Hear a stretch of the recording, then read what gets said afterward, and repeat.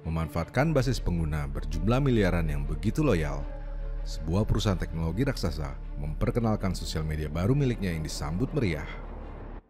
Platform baru ini bukan hanya dirancang agar populer dalam waktu yang cepat, melainkan juga direncanakan untuk menghancurkan platform sosial media pesaing paling populer yang sudah ada. Terdengar seperti Threads yang sedang berusaha menjungkal Twitter, bukan? Salah. Google Plus dari Google diluncurkan dengan misi utama membunuh Facebook. Berbekal jumlah pengguna yang sangat besar dan loyal, serta dominasinya sebagai mesin pencari terkemuka yang membuatnya dapat dengan mudah menjadikan Google Plus sebagai metrik prioritas dalam hasil pencarian. Platform ini sukses mendapatkan 90 juta pengguna di tahun pertamanya. Namun pada 2018, Google Plus harus masuk ke dalam tong sampah. Meski memiliki basis pengguna yang besar dan loyal, serta punya uang yang tak terbatas, Google terbukti gagal mempertahankan Google Plus karena orang-orang terus saja menggunakan Facebook, kemudian Instagram, lalu aplikasi sosial media yang lainnya. Di Mountain View, California, Amerika Serikat, pada tahun 2018 yang haru biru, para petinggi Google, termasuk Larry Page, salah satu pendiri sekaligus CEO Google saat itu, pada akhirnya kehabisan tenaga. Mereka menyadari sepenuhnya jika Google Plus, aplikasi yang mengkloning Facebook, harus segera dibunuh karena tak lagi memiliki masa depan. Seorang mantan karyawan Google belakangan melukiskan Google Plus sebagai produk yang lahir hanya karena ingin membunuh Facebook tanpa visi jelas mengapa orang harus menggunakannya. Google lalu mengumumkan bahwa terlalu menantang bagi mereka untuk mempertahankan produk yang tidak dapat memenuhi harapan konsumen. Setelah pengumuman itu, 10 bulan kemudian, Google Plus berubah jadi abu. Di Silicon Valley, sejarah menunjukkan banyak perusahaan teknologi besar kerap kali berhasil memanfaatkan skala yang mereka miliki untuk memperluas portofolio produk-produknya. Namun seperti yang ditunjukkan oleh Google Plus dan banyak produk gagal yang lain, kebesaran saja tidak menjadi jaminan untuk memenangkan permainan di belantara bisnis yang kejam. Sekarang mari kita beralih ke Threads, sosial media fenomenal buatan Meta yang berhasil meraup 100 juta pengguna hanya dalam 5 hari sejak peluncuran perdananya pada 6 Juli 2023 lalu, tercepat dalam sejarah. Dalam waktu singkat, Threads mencuat, dibicarakan di mana-mana, dan nampak sebagai aplikasi yang sangat menjanjikan. Momentum pembatasan akses serta porak-poranda Twitter semenjak dibeli Elon Musk telah dimanfaatkan dengan begitu baik oleh Mark Zuckerberg yang kemudian memicu serangan personal dan perselisihan yang besar kemungkinan akan berbuntut panjang. Tapi pertanyaannya, akankah Threads mampu mengalahkan Twitter, meraih sukses, atau malah berakhir jadi abu? Apakah Threads yang mengguncang itu justru akan terguncang setelahnya? Kemana Threads akan berlabuh? Mari kita mulai pembahasannya.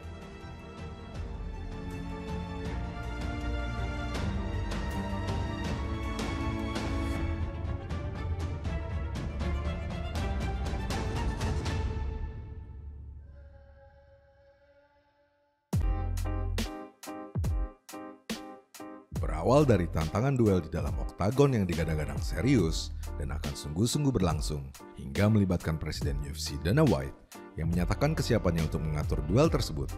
Sabung seru antara Elon dan Mark terpaksa harus kembali ke habitat aslinya, yaitu pertarungan antara aplikasi.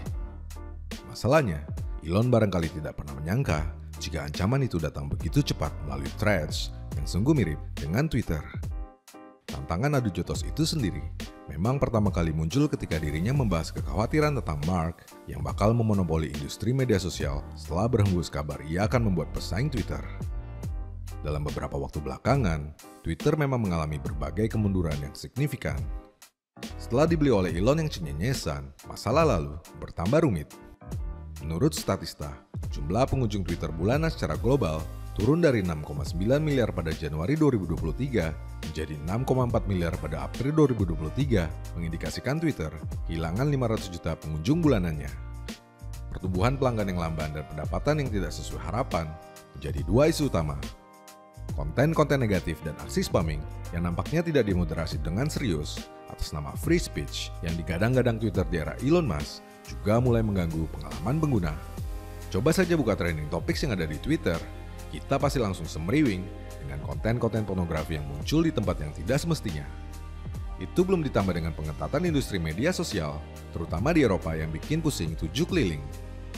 Namun puncak persoalan yang membuat banyak orang mengeluh dan memutuskan untuk meninggalkan Twitter adalah pembatasan yang dilakukan baru-baru ini. termasuk membatasi kicauan yang bisa dibaca oleh pengguna, melakukan shadow blocking, dan menyetop API gratis. Dalam waktu sepekan setelah kebijakan tersebut dieksekusi, ratusan ribu pengguna hijrah ke aplikasi media sosial yang menjadi alternatif dari Twitter. Beberapa nama seperti Spill, aplikasi yang didirikan oleh mantan karyawan Twitter, atau Blue Sky yang bahkan langsung dibuat oleh pendiri sekaligus ex-CEO Twitter, serta Mastodon, tiba-tiba seperti mendapat durian runtuh dengan serbuan pengguna baru. Dan sampai di sana, Elon bergeming, reaksinya B aja. Tetapi ketika Threads meluncur, yang dirayakan dengan sebuah tweet oleh Mark setelah tweet terakhirnya 11 tahun lalu di Twitter, menggunakan meme Spider-Man yang saling tunjuk tanpa disertai caption apapun, seolah menyindir kemiripan antara Twitter dengan Threads, Elon memberikan reaksi yang sungguh berbeda.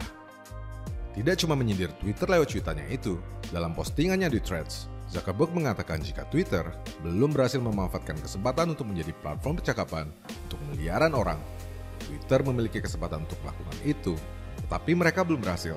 Mudah-mudahan kami akan bisa melakukannya. Tentu ini seketika membuat Elon naik pitam dengan melontarkan ejekan serta serangan bertubi-tubi hingga ke level yang sangat personal. Pada akhirnya, Elon secara resmi telah melayangkan gugatan kepada Mark Zuckerberg dan Threads ke ranah hukum. Dengan eksplisit, Elon menuding Mark sebagai peniru, penjiplak, dan pencuri kekayaan intelektual media sosial Twitter miliknya. Apa yang menyebabkan reaksi yang kontras macam ini? Jawabannya tentu saja lagi-lagi tentang uang, harga diri, dan pencapaian bombastis yang berhasil diraih oleh Threads. Padahal tidak juga.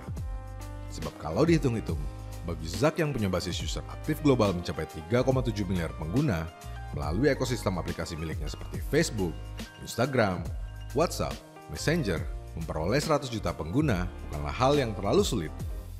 Ini seperti podcast Deddy Corbuzier yang punya 20 juta subscribers mendapatkan sekitar 500 ribuan view di videonya. Sesuatu yang terbilang mudah bukan? Tapi pertanyaannya bukan itu. Pertanyaan yang jauh lebih penting adalah mengapa kita harus menambah sosial media yang baru lagi, terlebih jika itu datang dari perusahaan yang sama. Apakah ini hanya momentum emosional belaka? Apakah ini hanya FOMO semata? Atau apakah ini adalah sebuah pertunjukan tentang awal muda yang berakhir bencana?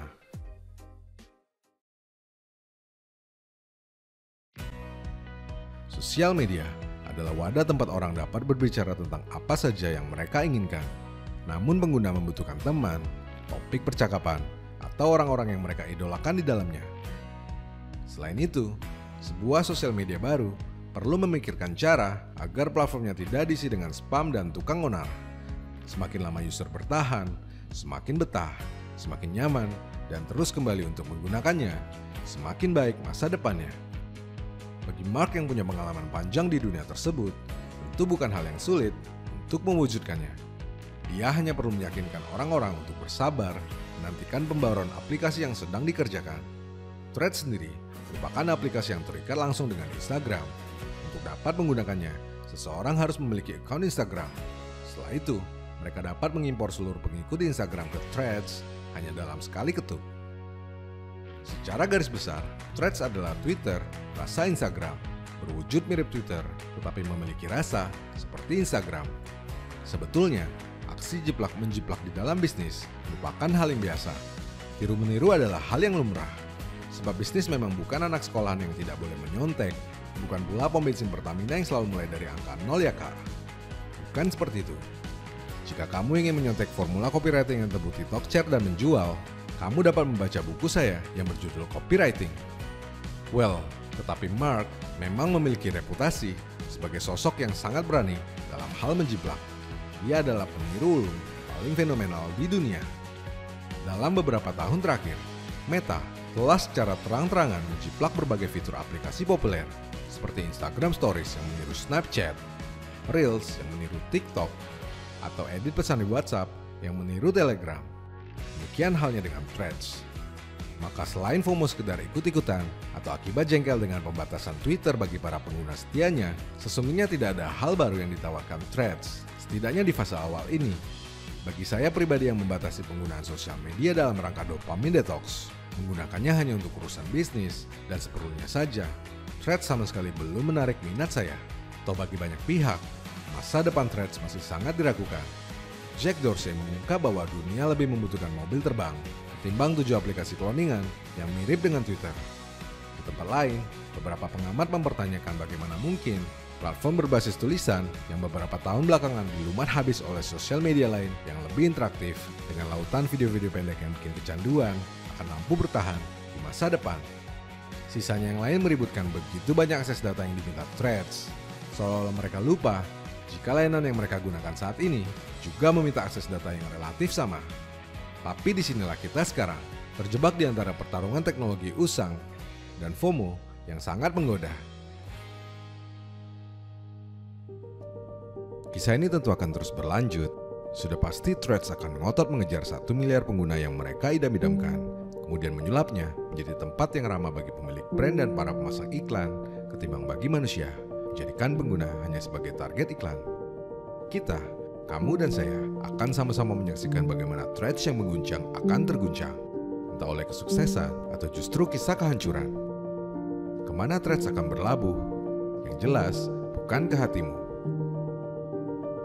Saya, Rianto Astono.